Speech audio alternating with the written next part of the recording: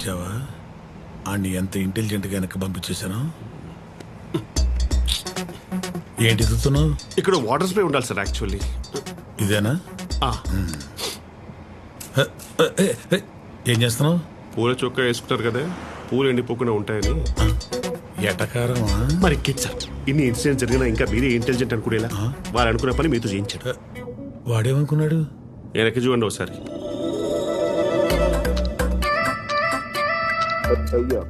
వాడేంట్రా అమ్మాయిని అలా చూస్తున్నాడు?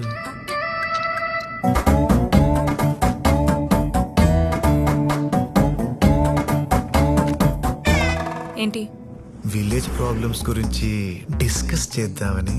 నువ్వు డిస్కస్ చేయకు, నన్ను డిస్టర్బ్ చేయకు, ఓకేనా? ఆ పిల్ల జమ్మురా.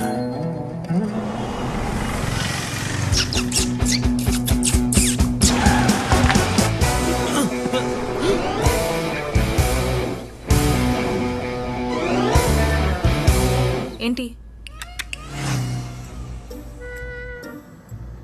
నేను మీకు పెట్టలేదు సార్. సర్లే అమ్మతో చెప్పారు కదా, పోనీ.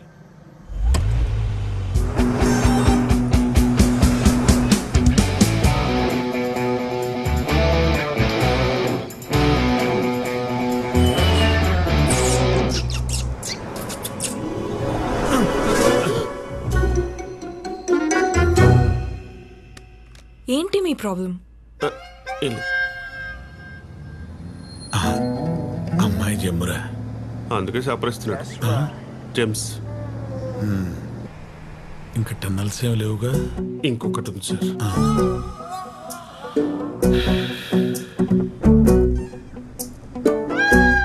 ఇంకా టన్నెల్ రాలేదు, ఇప్పుడు వస్తుంది.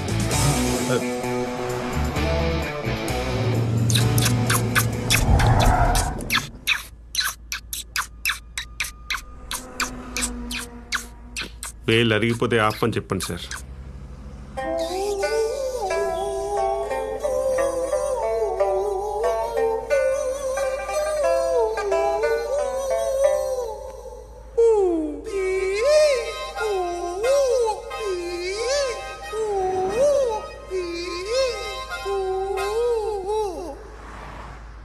అలా క్యూట్ గా చూడకు, సిగ్గేస్తుంది. క్యూట్ అంట్రా?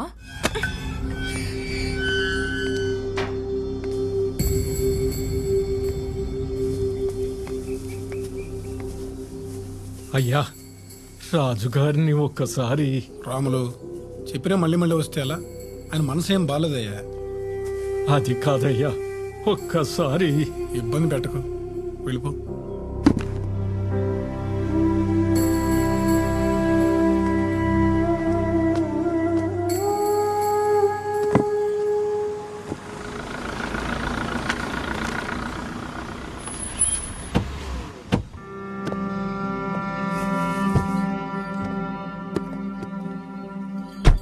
చైత్రమ్మా, మీరేంటి ఇలా వచ్చారు?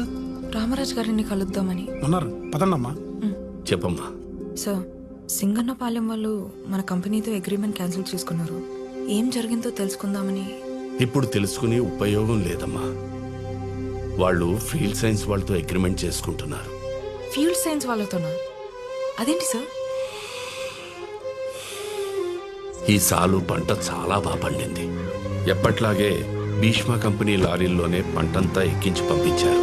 పండిన పంట డబ్బు చేతికొస్తుంది అని అందరూ ఎదురు చూస్తూ ఉండగా వారం రోజుల తర్వాత పంపించిన పంట పంపించినట్టే తిరిగి వచ్చేసింది. ఏంటయ్యా ఇది అని అడిగితే పంటలో రసాయనాలు కలిపారు అన్నారు. అయ్యో, అలాంటిదేమీ లేదు, మేమెప్పట్లాగే పంట పండించాము చెప్తూనే ఉన్నారు. కానీ వినకుండా పంట దింపేసి వెళ్ళిపోయారు.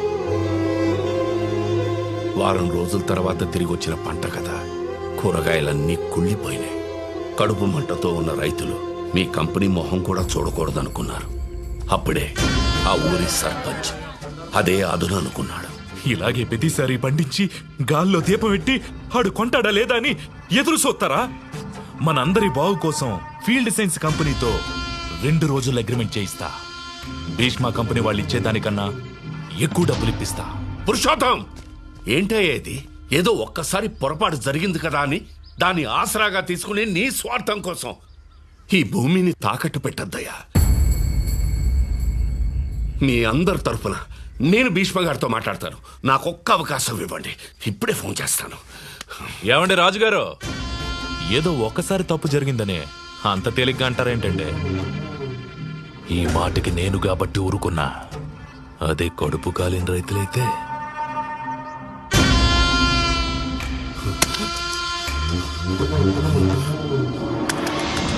పొలాల కోసం రైతుల్ని మభ్యపెట్టి ఆ ఊరి సర్పంచ్, ఫీల్డ్ సైన్స్ వాళ్ళు కలిసి ఆడుతున్న నాటకం అమ్మా ఇది. నాకు తెలిసి ఇవాళే సంతకాలు కూడా పెట్టించుకుంటున్నారు.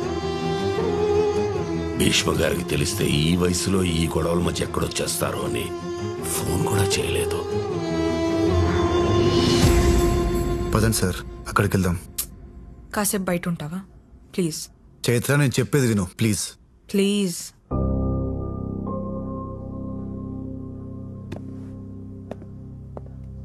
ఇప్పుడు ఎలా సార్? రేయ్, సంతకాలు పెట్టకండిరా, దయచేసి నా మాట వినండిరా.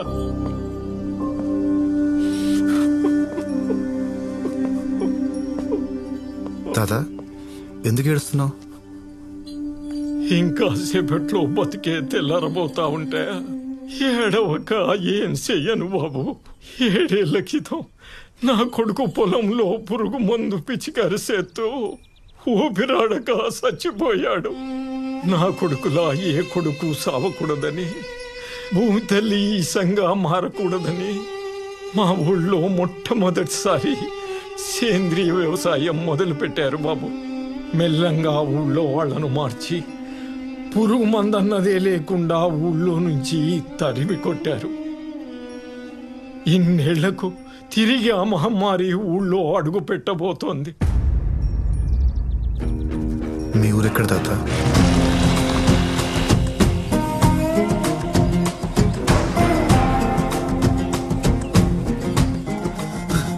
అయ్యా, కొత్త సింగు గారు రాములు తీసుకుని సింగనపాలెం వైపు వెళ్తున్నారు. అయ్యో, ఒంటరిగా వెళ్ళడం ఏంటి? అసలే ఆ సర్పంచ్ వెతవా. మా రైతులు చాలా నమ్మకస్తులు సార్, తేడా ఉండదు. మీరు స్టాంప్ వేసేయండి.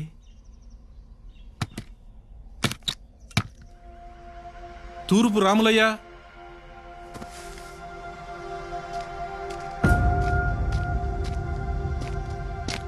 ముద్రెక్కడై.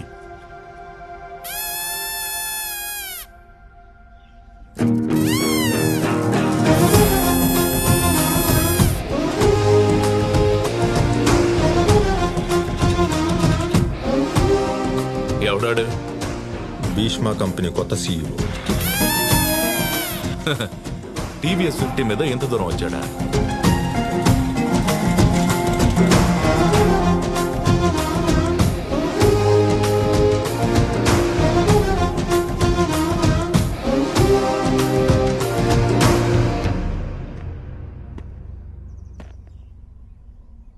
ఇన్నేళ్ళు ఆనందంగా చూసుకున్న మీ భీష్మ కంపెనీ ఈ ఏడు మిమ్మల్ని ఏడిపిస్తుందంటే ఎలా నమ్మారు?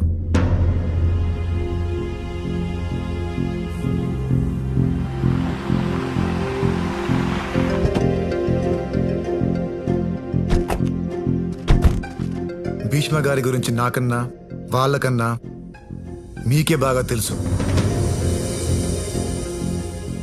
నష్టపోయిన ప్రతి రైతుకి న్యాయం చేయడానికే నన్ను ఇక్కడికి పంపించారు. దయచేసి తొందరపడి ఎలాంటి నిర్ణయాలు... బాబు, ఆల్రెడీ పెళ్ళైపోయిన అమ్మాయికి మళ్ళీ సంబంధం మాట్లాడకూడదు, తప్పు. వీళ్ళందరూ ఫీల్డ్ సైన్స్ అగ్రిమెంట్ల మీద వేలు ముద్దలు గుద్దేశారు. ఈడే ఆఖరోడు.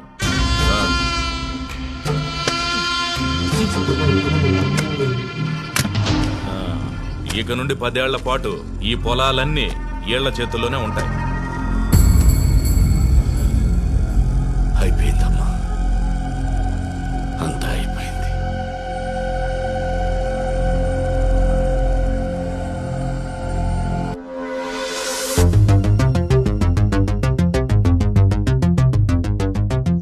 సరే, మా కంపెనీ మీద కోపంతో మీతో అగ్రిమెంట్ చేసుకున్నారు.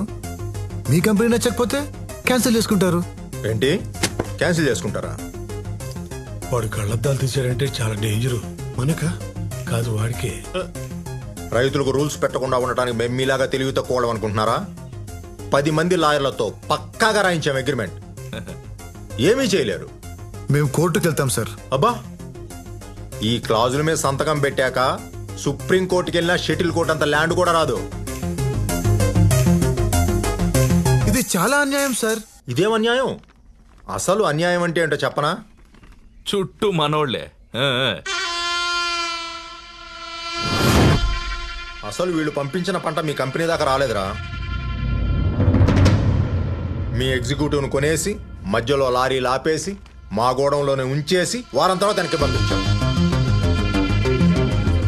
పంట రాలేదని మీరు వెనక్కి పంపించారని వాళ్ళు పక్కాగా ప్లాన్ చేశాం.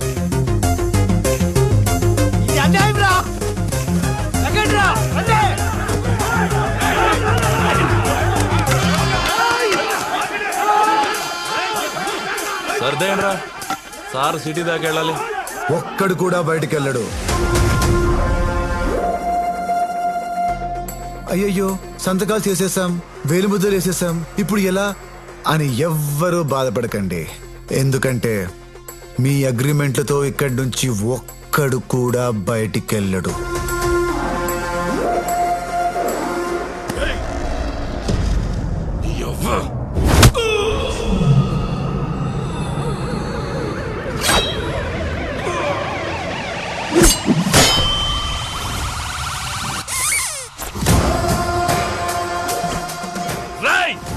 నీ పొలంలో పాతయ్యండ్రా.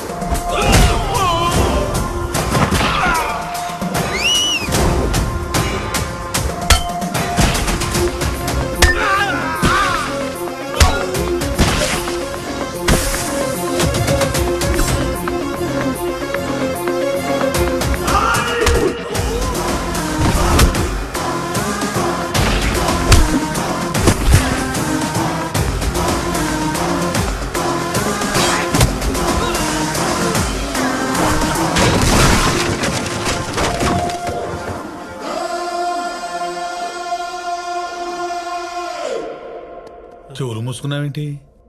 వాడు కొట్టినా చూడొచ్చు సార్. కొటేషన్ చెప్తుంటే మాత్రం వెళ్ళాం. కొటేషన్లా? అదిగో స్టార్ట్ చేస్తాడు. పండించేవాడు రైతు, వాళ్ళని దెబ్బేయాలనుకోవడం బూతు. గాల్లో ఎగిరేది కైటు, ఇప్పుడు నిన్నేం చేసిన రైటు. ప్రశాంతంగా ఉంది కదా.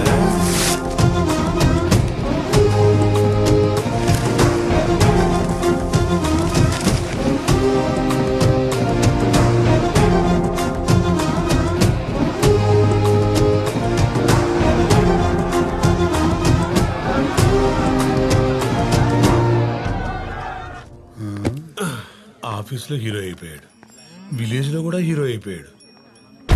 ఎలా వీడిని ఆపేది? అక్కకే దిక్కులేక అటుకులు తింటుంటే చెల్లి వచ్చి చికెన్ బిర్యానీ అడిగినట్టుంది సార్. నాకే అంత సీన్ ఉంటే గోల్డ్ మెడలిస్ట్ ని డ్రైవర్ని అవుతారా చెప్పండి? కరెక్టేగా. మా భీష్మ గారిని, ఆ కంపెనీని బాగా చూసుకోండి. తప్పకుండా సార్.